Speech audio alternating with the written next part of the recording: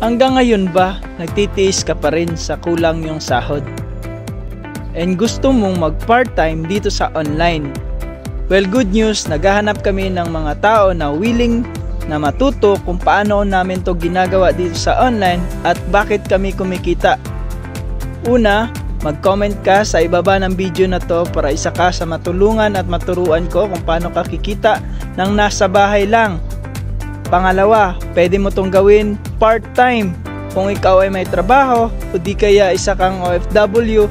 After sa work mo, 2 to 3 hours lang mari ka nang kumita ng 1,000 to 4,600 a day. Depende pa yan sa sipag mo. Or pwede kang kikita ng 20,000 to 50,000 a month. Well, good news!